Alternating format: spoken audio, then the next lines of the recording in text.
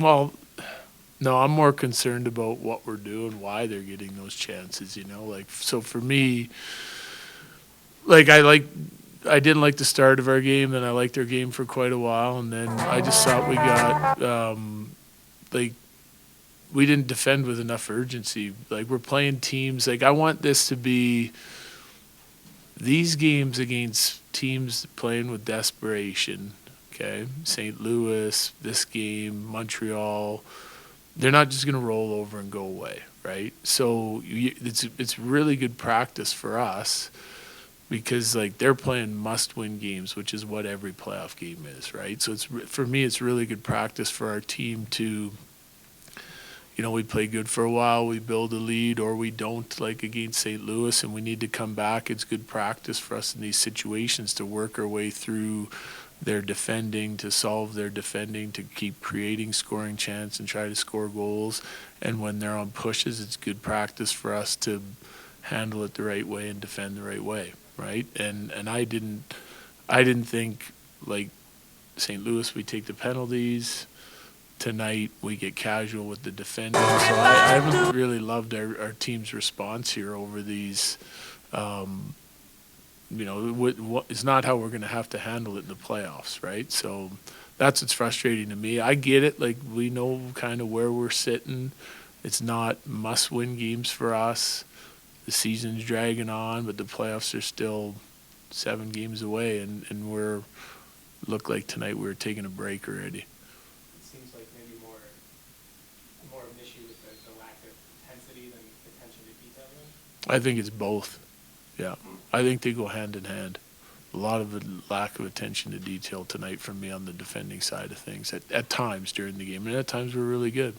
Like what we second period, I don't know what the shots were by the time the second period was done, but we were probably pretty close to double and doing a better job defending after the first 10 minutes that I didn't like, and I didn't like the third.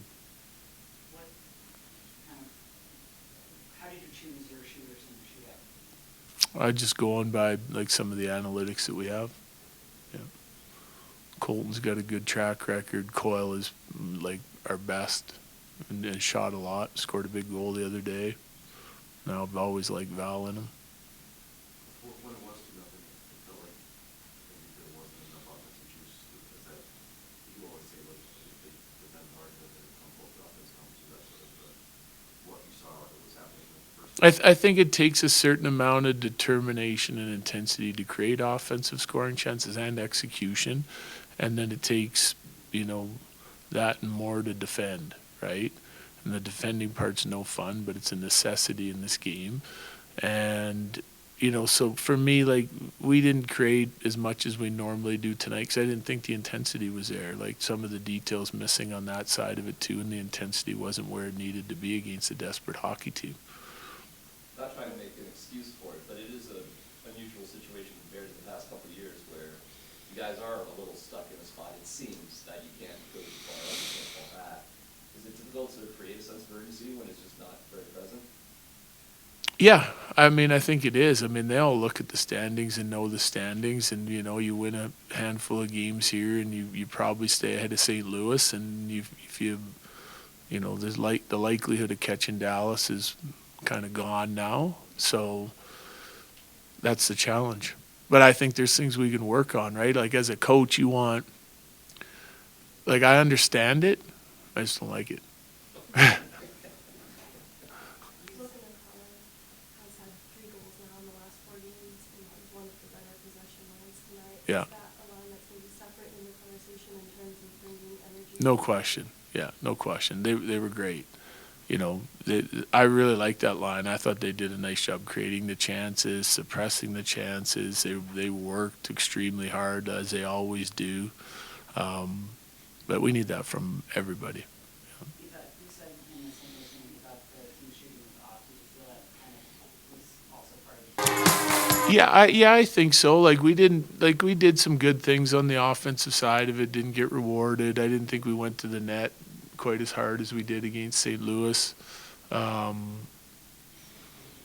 think we were stubborn at times going through the neutral zone. Like, they were standing up on everything. They've got a really good rush coverage and neutral zone takeaway rate here over the last 10 games. Their analytics are near the top of the league, and we got stubborn some of the time, and yet when we put it in and forechecked, we did a good job getting it back and creating some things in the offensive zone. So I think it's a little bit like our D zone. It was a little bit hit and miss tonight. There were some things I liked, some things I didn't, but you got to be more consistent with it.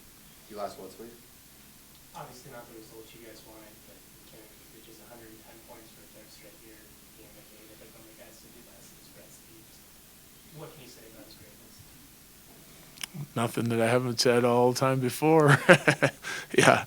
I mean, he finds a way to chip in and help create offensively, and I didn't think they had a great night tonight, like that line, or, a lot of our lines, but I think, that's what great players do. They find a way to chip away, and when they get opportunities, they tend to finish them off, and he's done that consistently. I mean, I've talked a lot about Nate over the last handful of years and what he's grown into as a player, and he continues that again this year. Thank you. Yeah, thanks. Obviously not the way you wanted this one to go, but during those two goals that went back-to-back, what did you see break down defensively?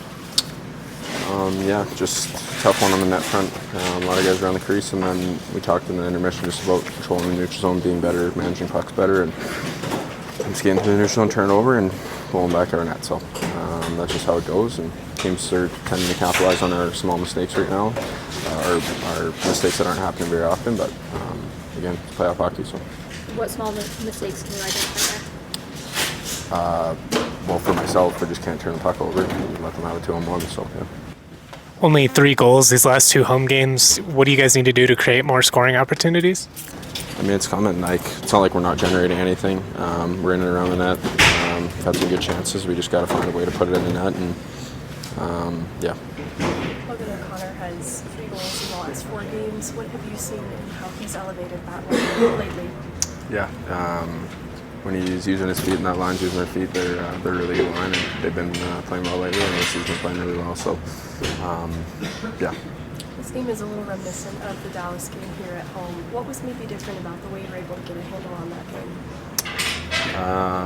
It's a great question. I don't remember that game too well, but yeah.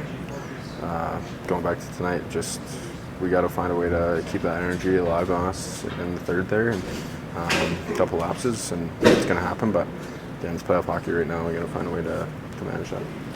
Obviously not the results you guys are looking for, but McKinnon went over 110 points for the 3rd straight year. He and McDavid are the only guys to do that since Gretzky. Just what can you say about him? Yeah, it's pretty incredible. See how much work he puts in year out, and he earns everything he gets. So, yeah, hopefully he continues going, but yeah, it's good. Last one. After Clark crashed into Wedgwood, were you given an explanation for the absence of a call there? No, I didn't ask the refs anything tonight. No. Okay, Thank you, Cale.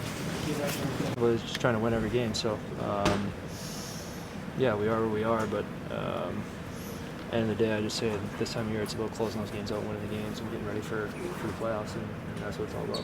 What positives did you take from this game that you guys, in the 45 minutes that you played, and kept the lead? Yeah, I think first, until they got that way, I think we controlled pretty well most of the game, and early on they had a couple odd man rushes that came off some turnovers and maybe just some misconnected passes, and after that I thought we cleaned it up, had some more zone time, more odd man rushes in our favor, and limited their chances. So with that said, you just have to find a way to do that to close it out late. How do you kind of just bounce back from this, going on the road, having a back-to-back? Learn from it. I mean, we're in a playoff spot. Like I said, it's all about winning games, so we'll watch it happen. At the same time, for most of the game, we played a pretty solid game. We like where our team's at in the game that we can play down the stretch here. The 59 minutes of this game, it seemed like there were some adjustments made on the heels of the St. Louis game. I know that was a pretty stingy game and you found some chances throughout tonight. What specifically do you think you changed, at least through the 59 good minutes of this game? Staying patient with it. I think they clogged it up a little bit in the neutral zone.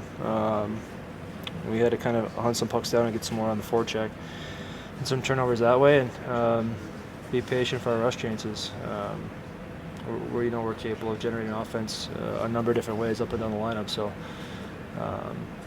some nights it's not always going to be easy coming to the neutral zone, not going to be a lot of rush, and sometimes it's going to be a little bit more of a grind. So the ability to adapt to that and kind of play the game that's needed, I think, is a focus for us. McKinnon reached 110 points third straight season. He and McDavid are the only guys to do that since Gretzky. Just what can you say about what you've seen, being teammates with him now? I mean, pretty incredible. I think just the level of dedication, his work ethic, his commitment to always wanting to be better. When things aren't going well, and how hard he pushed himself to be the best and to continue to learn and get better and grow. It's pretty infectious. I think it pulls a lot of guys in the room along under his wing to try and learn from him and see how hard, what he puts into it. Is he one of those guys whose greatness stands out even more getting to see it up close and personal? For sure. I think, from afar you see the highlights and you see all the good, but I think with that, now firsthand you see, it's not always easy for Nate, but he still finds a way to get the job done, and he always pushes through and finds different ways to kind of create an attack, and he's always learning, studying, and finding ways to kind of exploit different things. He can be a number of different ways off the rush, his playmaking, skill, speed. So, I mean, seeing the ins and outs, the day-to-day, what goes into it to his preparation to be ready for that, I think is pretty incredible. Thank you, Charlie. I appreciate you.